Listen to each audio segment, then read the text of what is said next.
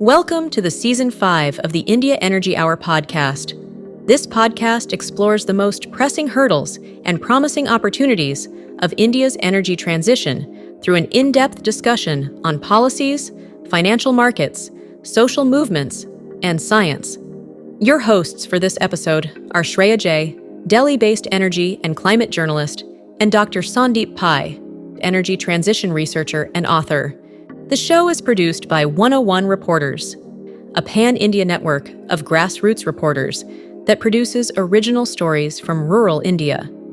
If you like our podcast, please rate us on Spotify, Apple Podcasts, or the platform where you listen to our podcast. Your support will help us reach a larger audience.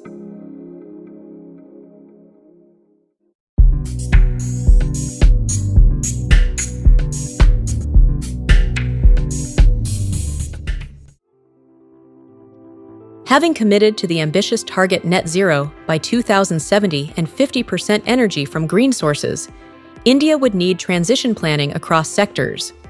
The most important planning would be in the electricity sector, which would need to decarbonise faster than any other sector. This transition would depend on India's ability to produce round-the-clock clean energy, or 24/7 carbon-free energy, 24/7 CFE, at cost and scale to meet the country's rapid economic development.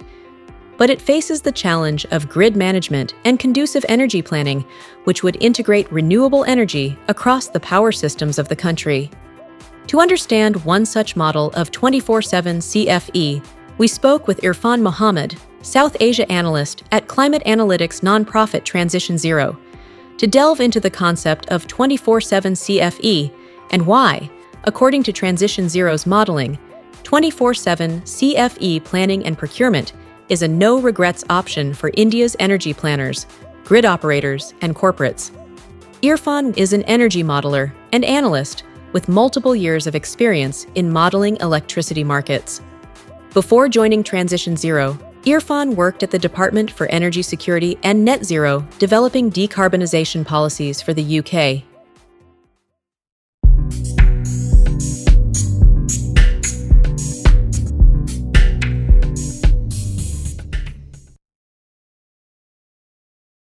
Hello and welcome to the India Energy Hour, Irfan. Thank you so much for joining us here. We have spoken over email in the past about some of the work that you do at TransitionZero. So good to have you here and listen to you, not just talk about yourself, this report and all the other work that you do. So thanks again for joining us here today. No, it's great to be here. Thank you for having me on this podcast. Thanks. Before we, delve into the complex issues of India's energy sector, let's just first start with you. Can you tell our audience a little bit about yourself? What all sector segments you are interested in as a researcher, writer? How did you get into it? What did you study? Where are you from? Yeah, sure. So I'm an energy systems modeler. And what this means is basically simulating and modeling power and electricity systems. So typically this includes things like forecasting into the future of what a power sector would look like, answering questions like, what is the cost optimal mix to achieve a 50% reduction in emissions by 2040, for example? Or what would happen if solar is 20% cheaper than we expected by 2030? So, questions like that. And it's a lot of creating mathematical models, but it also combines some data work, desk research, working with stakeholders to gather data, and really get a sense of, is what is coming out of a model something that makes sense? Because rarely does modeling provide something that's unintuitive. Like solutions and scenarios that come out of the models should often make sense to people. And be grounded in reality. So currently I work for TransitionZero, as you've already mentioned. I'm the main modeler for the South Asia region. And TransitionZero it's a non-profit organization. It's aiming to make energy transition planning more open and accessible. And we're doing this through providing data and tools that will make it easier for no-code analysts and policymakers to make better energy decisions quicker. So we're trying to make sure that, policymakers and analysts aren't locked behind, quite expensive software or expensive consultants when they're trying to make these kinds of decisions for the energy transition planning. And yeah, we do that providing a lot of tools that make it a lot more accessible for people to get into answering these kind of questions. So then a bit about myself. I'm originally from Malaysia. My family moved to the UK when I was quite young, so I did most of my high school here in the UK. I originally studied engineering, civil engineering specifically, and I was a civil engineer for quite a few years before I moved into the UK civil service. And it was in the civil service that I started my kind of energy systems modeling career. So I looked at the UK power system, did a lot of analysis about, forecasting to 2030, 2050, how to achieve net zero by 2050, looking at, specific policies such as nuclear policies, or renewable auctions, things like that. And that's where I really got started with energy systems modeling. And then I moved into TransitionZero, doing pretty much the same stuff, but across other countries and geographies, instead of just being focused on the UK. And it's a really nice mix of being able to use kind of a technical background that I have from engineering, along with math skills, but combined with obviously the very, very exciting energy sector and the energy transition sector. There's just kind of so much to look at in this space. There's so much space for innovation, and of course, there are lots of consequences of what we do for us as humans in terms of our energy consumption, energy needs, and what the next 10, 20, 30 years looks like for us. So yeah, that's pretty much myself, what I do now and how I got into it. Amazing. Do you want to just quickly share with us what kind of model has TransitionZero, created, especially for the India? Is it a supply demand model, CG? Is it integrated assessment model? So, and if you can share what your model is in the context of all the other models out there. Yeah, certainly. So I'll talk about kind of the model to do TransitionZero first, and I'll talk about the India model, and then I'll try to compare that against the other models out there. So at TransitionZero, we typically do two kinds of models.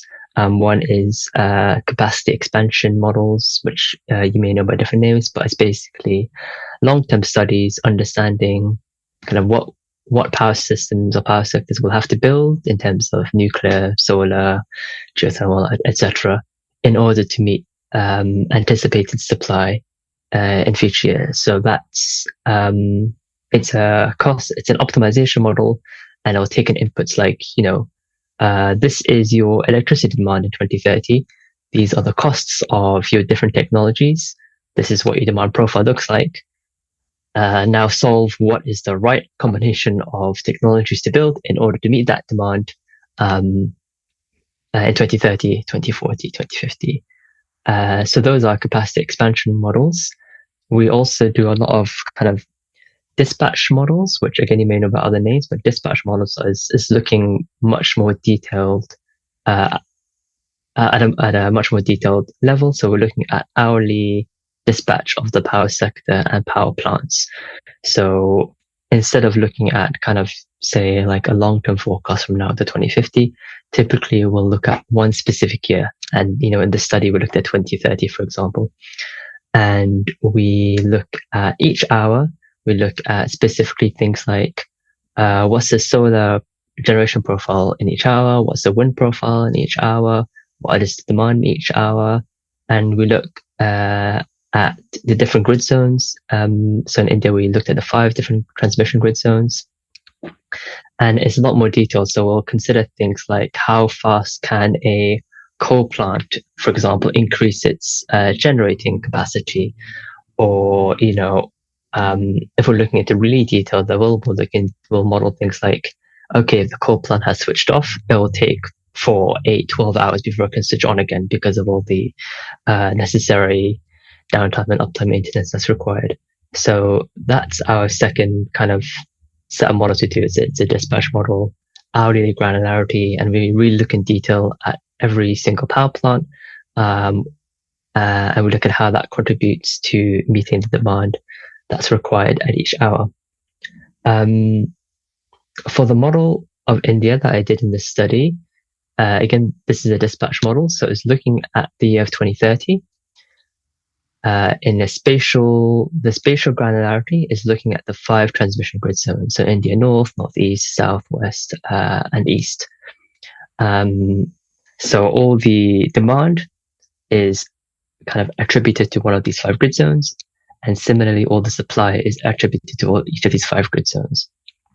And we look at data sources from government data sources, transmission grid operators, discoms, and we essentially built up a database of all the power plants that we found in each of these 5 grid zones, and we modeled them, and we basically let the model look at what is the cost optimal way to meet the supply.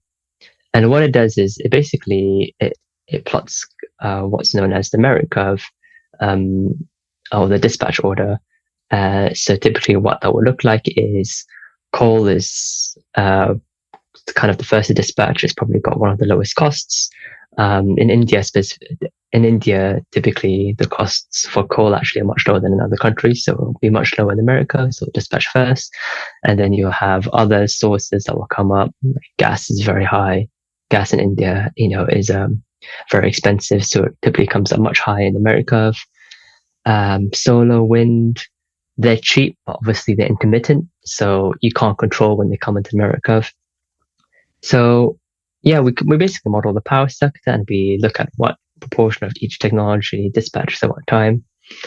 And it is just as a model of the power sector. So in contrast to some other models, like integrated models, it doesn't look at, say, water consumption needs or kind of like the hydrogen economy, both of which are pretty big considerations in India specifically. We've got the National Green Hydrogen Mission, and, water consumption is obviously a big question when we think about things like data centers.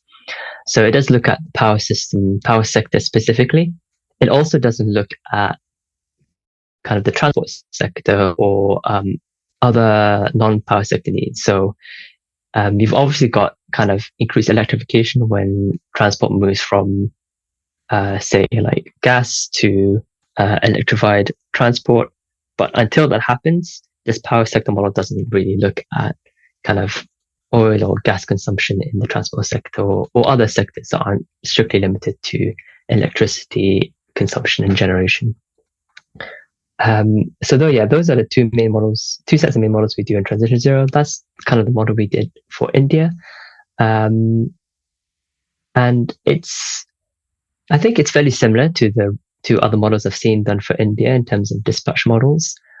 So off the top of my head, I know Terry, the Energy and Resources Institute in India, have done similar dispatch and capacity expansion models. I know the Indian government uses capacity expansion models to plan things like their, I think, what was the publication called? The 2029 to 2030 optimal supply mix. So it's very much the same kind of techniques and same models that academia and governments would use to plan power sector expansion. Yeah. Yeah, thanks for explaining the model and the recent report on India, which basically you have done modeling for how to provide 24/7, or as we call it in India, round the clock carbon-free or renewable energy electricity in India. Can you tell us the findings? And interesting that you mentioned, Terry, and how the government of India, does modeling on the basis of capacity expansion. And the report seems to has come at a very opportune time. The government has declared that 50% of our electricity generation comes from non-fossil fuel sources. However, that does not translate into round-the-clock green energy availability. Yeah. So, some very interesting numbers in your report, but I'll let you, brief us on that. What are the findings? What does the scenario looks like in the time period that you have analyzed? So, yeah, you got it exactly right there. Just because we have more renewables coming on the system doesn't necessarily lead to emission savings or cost savings. And essentially what our report looked at was this very question. So like I mentioned, we have this model of India in 2030, we assume that India meets its NDC commitments and its 500 gigawatts non-fossil fuel capacity target by 2030. And we have that kind of as our base scenario. And what we do is we take a portion of the total demand in 2030, and in this case, it was 5%. And we we modeled what happens if that 5% either does kind of nothing, it just sources electricity as it usually would from the grid. And then we look at what happens when it goes under, when it tries to do annual matching. So this is what most corporations do typically right now. If they consume, say, 100 units of electricity throughout the year, they'll buy 100 units of clean generation to match their total consumption with their total supply. So we saw what happens. So we model what happens when this demand does annual matching, and then we model what happens when this demand, this sector of demand, goes for round the clock rather than annual matching. And the key point that we're trying to understand is when these C&I consumers, so commercial and industrial consumers, when they move from annual matching to round the clock, what are the impacts on the system, so the grid as a whole? What are the impacts on them as a C&I consumer in terms of costs, in terms of capacity build-up? What are the impacts on emissions? And what other interesting things do we see? And really what we find is that India by 2030 is likely to be approaching a state where there's lots of renewables. There's a high renewable penetration share. And just adding more renewables on top of that without really paying attention to the timing or where those renewables are deployed is not the best way to keep generating emission savings, to keep generating cost savings. What you need are things like round-the-clock matching to make sure that renewables are paired with things like battery storage to ensure that the renewables come on the system at times which are most beneficial for the system. And what we found that 70% round-the-clock matching. So by that we mean that these C&I consumers are matched with clean energy 70% of the time. We find that 70% is actually cheaper for the grid than annual matching. And the reason that is because it's all about this timing of the renewables and this pairing of solar and batteries. So for example, if a C&I consumer did annual matching, they've just bought a lot of solar power, for example, the cheapest renewable option out there at the moment.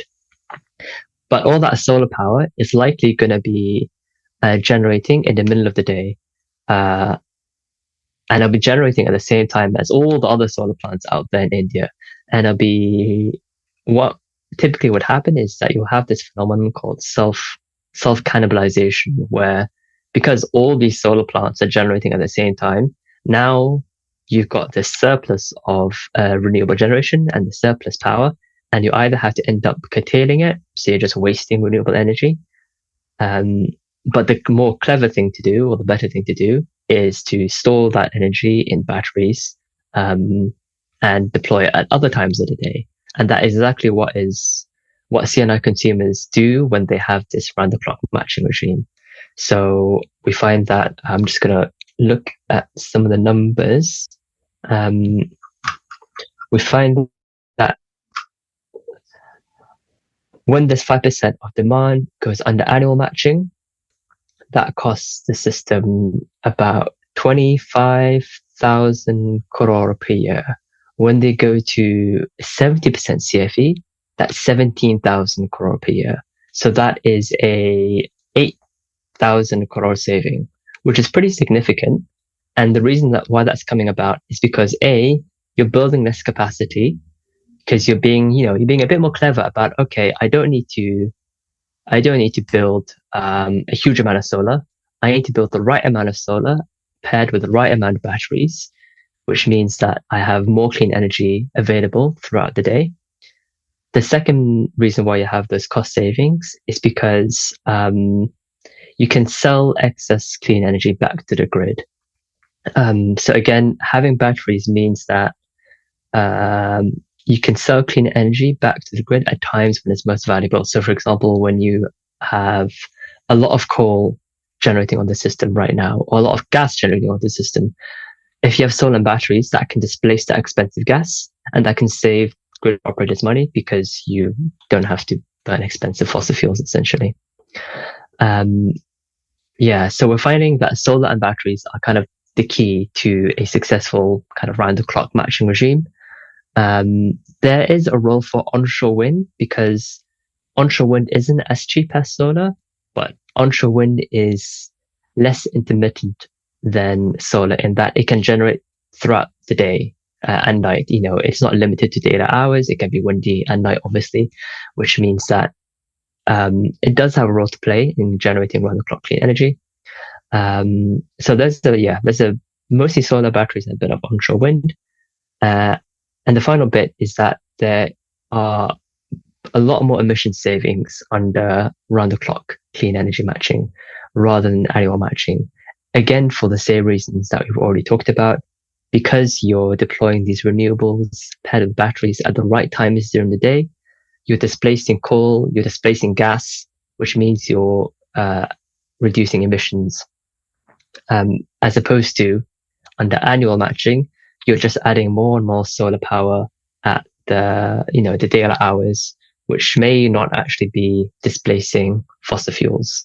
So you're seeing limited returns when you just indiscriminately add renewables to the system. Right. Fantastic. So I just want to ask you kind of one big picture question. So for 2030, your modeling clearly shows that like daily matching is better than the annual matching. But given that India wants to achieve a net zero by 2070 and in the long term, I mean, you need India is unlike any other country. You need not just round the clock, but you need everything at every time. If I can say that, we're talking about thousands, modeling studies have done thousands of gigawatts of solar wind. So, I mean, given the short term is clear, but in the long term, given that India does need everything, could India not do both? I mean, yes, obviously, Indian policymakers are sort of embracing battery storage paired with solar and wind and so on. But could they also not do both pairing, given, build out solar indiscriminately, even if you have to curtail, even if, there is a little bit of savings loss. So I don't know if you have any thoughts on that. Just thinking about the big picture and the long term. Yeah, that's a good question. I think from my experience of looking at other countries and looking at India, the message of the energy transition is fairly consistent in that if you want to reach net zero by any year, whether that's 2070, 2050, you have to pursue all avenues. You have to do everything within your power to decarbonize, essentially. And I think in that respect, you're right. So short, medium term, yes, pursuing round the clock energy, and making sure that, it's cost optimal for CNI consumers and cost optimal for the grid. But the longer term, I think you're right. If the pathway to building a lot of solar, and India obviously has such great solar resource available to it. It's the Indian geography is very fortunate in that regard, especially, your solar heavy states like Rajasthan, Tamil Nadu, I think Gujarat and Karnataka, they have such great solar resource. It makes sense to pursue that solar resource as much as you can. And, the benefit of that is you get supply chain reduction, cost reduction, because, the solar chain is built out. You can build out your domestic industry with solar panels, with solar resource. And, another key point is not just kind of the manufacturing supply chains and the raw materials, but it's building that local talent, building that local expertise to be able to, build out your domestic supply chains and your power sectors quite, independently, and not having to be hugely dependent on, I guess, foreign expertise, foreign imports in order to reach your decarbonisation goals. Yeah, one interesting point in the report, among others, is also about the discussion or the mention that you have about energy storage capacity that India would need to build, for achieving this goal. My question is around the cost estimates. India remains a very price sensitive electricity market. Coal is still cheaper, though in some of the new thermal contracts we're seeing the price inching up. Yet battery plus solar would invariably, at current rates, be costlier than coal. So, is there any cost estimates that you have provided, in terms of the savings that can be made, or the cost comparison with the current conventional technology? If you can shed some light on that. Yeah. So, what we found in our study was that if this 5% of demand wants to meet 70% CFE, you need to be building another 17 gigawatts of batteries, or 34 gigawatt hours if you want to do it from a storage. If you want to look at gigawatts hours instead of gigawatts. So 17 gigawatts of batteries at 70% CFE. At 100% CFE, you need to build about nearly 4 times that much, 60 gigawatts of batteries. And it's hard for that to compete with coal. I think coal is just very cheap. And if solar and batteries are trying to compete, if C&I consumers are trying to compete with coal purely on a cost basis, solar and batteries, I don't think, with the current prices, that will work very, very well. I'm not sure. I don't have a hugely detailed insight into kind of the policies, but this is my limited understanding. Like, C&I consumers they're going for these round the clock tenders and the solar and battery tenders because they're cheaper than grid tariffs. But that doesn't necessarily mean that the grid tariff is representative of the core price, if you know what I mean. The discoms are charging these tariffs that have a lot of extra subsidies piled up on top. And what I'm trying to get at here is that solar and batteries don't necessarily need to compete with coal directly. They can compete on the basis of kind of the price of the levelized cost of energy, so the price of solar, batteries, and coals directly.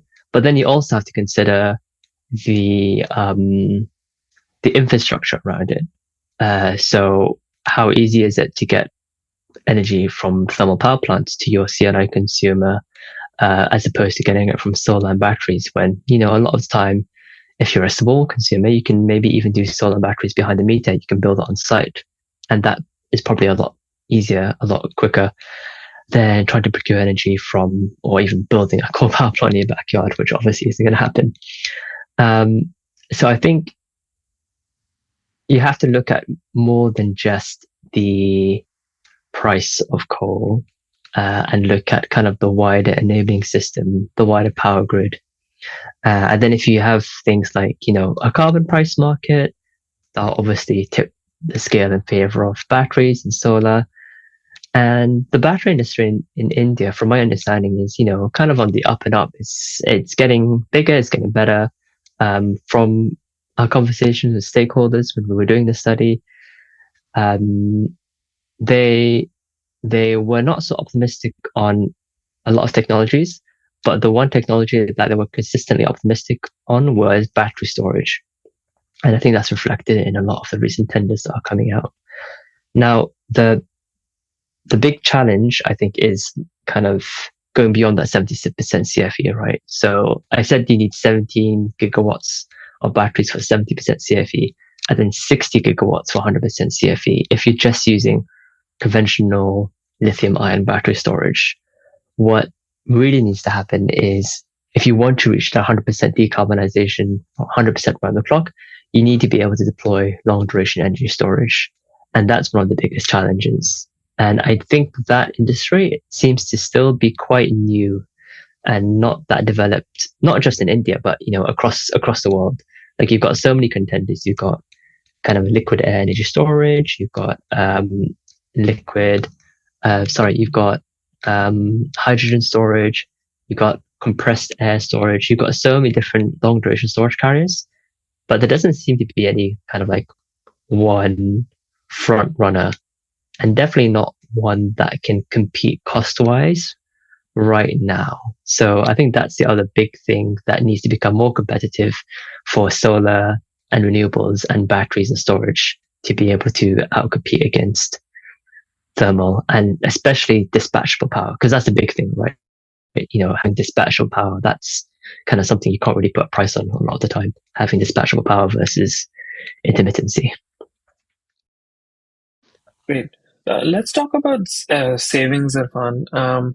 Maybe you could explain like how you calculated the savings and what your big picture, and like how are you planning, and what is it based on policy? Is it based on like just least cost? Would love to hear how you've calculated. Yeah, so the way we calculated savings in the grid is our model was I would go back to our modeling setup just briefly. So our model was a least cost model, and it'll build out the required renewables, battery storage, etc. capacity at least cost in order to meet the constraints of meeting 70% or 80% or 90% CFE for these CNI consumers. Or annual matching even, sorry. So the way we calculate these savings is under annual matching, we see how much is built in capital expenditure and how much is saved in operational expenditure. So what's built in capital expenditure is the costs you can attribute to more solar plants, more onshore wind plants, building our batteries. Your operational expenditure savings are your savings from when your renewables displace expensive fossil fuels. So you get better savings from that because you don't have to burn so much fossil fuels. So we look at the capital and operational expenditure changes, and we compare that under the case of annual matching to CFE 70, 80, 90, 95, etc., 100. What we found was that compared to annual matching, you need to build about 10% less, it's 10% cheaper in terms of the capital expenditure to build CFE 70 compared to annual matching. And again, that's because of this combination of well-planned solar and battery is actually cheaper cost-wise than just building a lot of solar to match your total consumption with your total supply. The second thing is that you have about double your operational cost savings in CFE 70 or 70% round the clock compared to annual matching. And again, that's because, like I said, you're timing your renewables better and you're creating more value to the grid and more value to consumers because you're getting that cheap renewable energy throughout the day, not just, during their hours.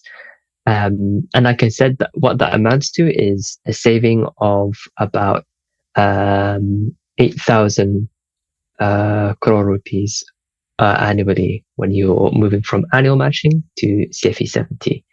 And that's about $1 billion US dollars. So it's not a small number. Yeah. You have a similar analysis, if I can use the word similar analysis, on emission savings as well, mostly aimed at corporate buyers who would be major beneficiaries from round the clock renewable energy. Can you talk a bit about that as well? Yeah, definitely. So the first point is, under annual matching, you can never reach 100% emissions reductions. Kind of the concept of annual matching as a theoretical basis can never let you decarbonize 100%. It just doesn't work. You need that granular accounting. You need the around the clock clean energy matching in order to reach zero emissions. So if a CNI consumer wants to reach zero emissions, they have to go for some form of round-the-clock matching scheme or granular counter scheme. And again, what that means in practice is that when we compared round-the-clock or CFE or 24/7 CFE to annual matching, we found that again at 70% CFE, you've already got more emission savings than under annual matching. And again, this is for very much the same reasons that we've been discussing. You are timing your renewables better, you're pairing it with storage, it's available throughout the day, which means you can displace fossil fuels throughout the day. And you're basically, like I said, you're just being a bit more clever about how you are using your renewables. And kind of the side effect of this is the cost of emissions, or the cost of carbon abatement. And what I mean by carbon abatement cost is, how much does it cost to reduce, say, 1 ton of CO2 in the system? That carbon abatement cost is about, I think, 3 times cheaper, if I remember correctly. Yes, 3 times cheaper under a round-the-clock matching regime than under annual matching. So what that means is for every rupee you're spending in trying to, reduce your emissions through around-the-clock energy, that is 3 times more effective than an equivalent rupee spent under an annual matching regime. And again, same reasons. It's because you're using your renewables a lot more effectively. You are pairing with battery storage.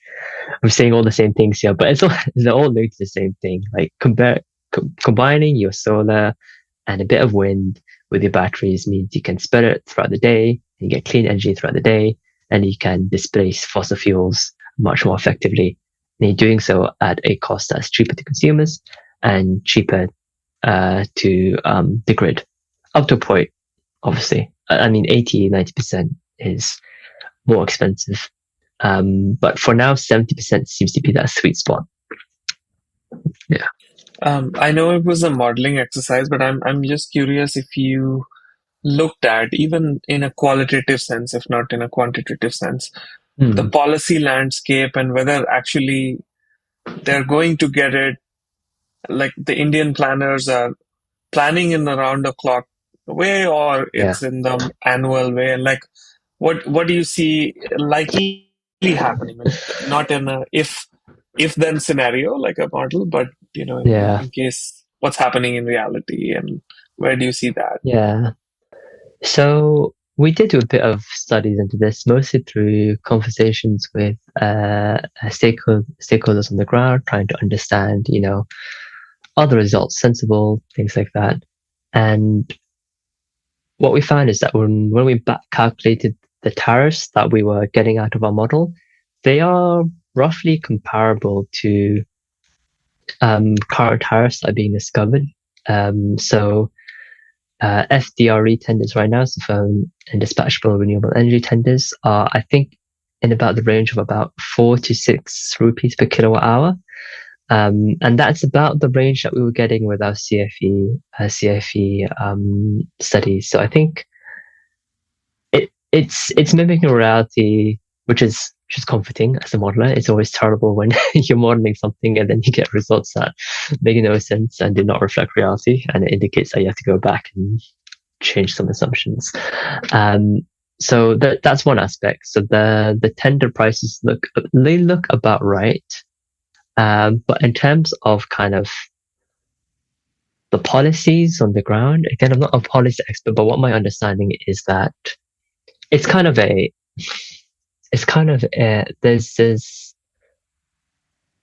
a couple of considerations. On the one hand, we know India is amongst the world leaders in increasing renewable energy share.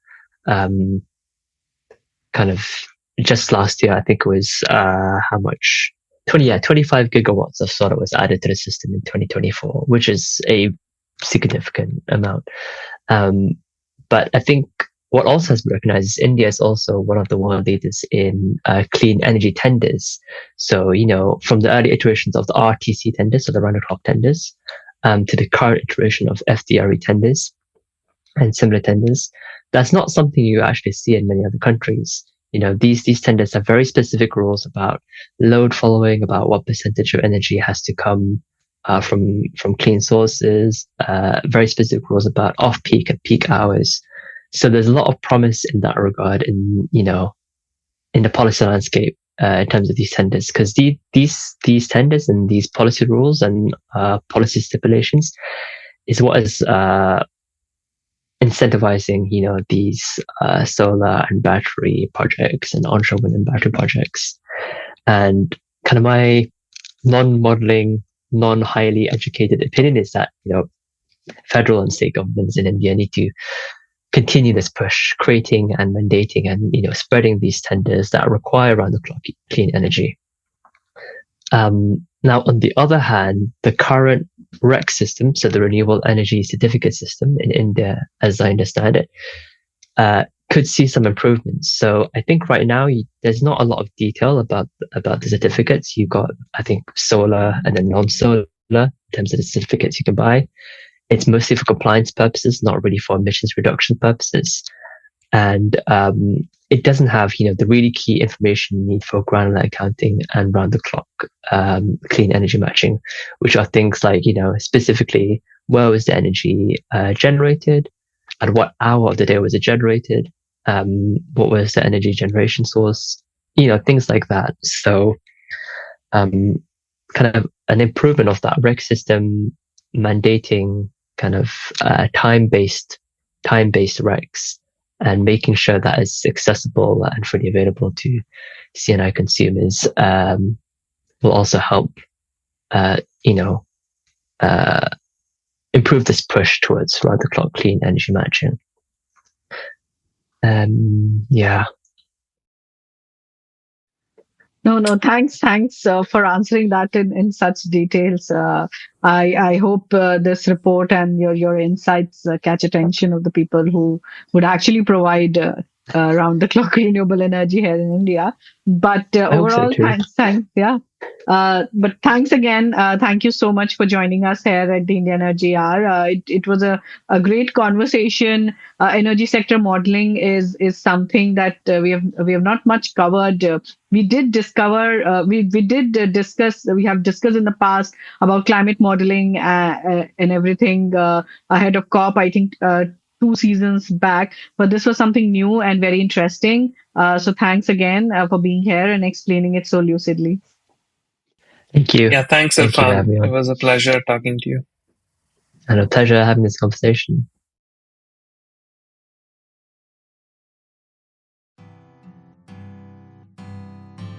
Thank you for listening to the India Energy Hour. Subscribe to this channel to never miss an update. To drop us a feedback, visit our website or write to us at theindiaenergyhour@gmail.com. We are on Twitter. You can follow at TIEH_podcast and get in touch with the 2 hosts at Shreya_J and at Sandeep Pai.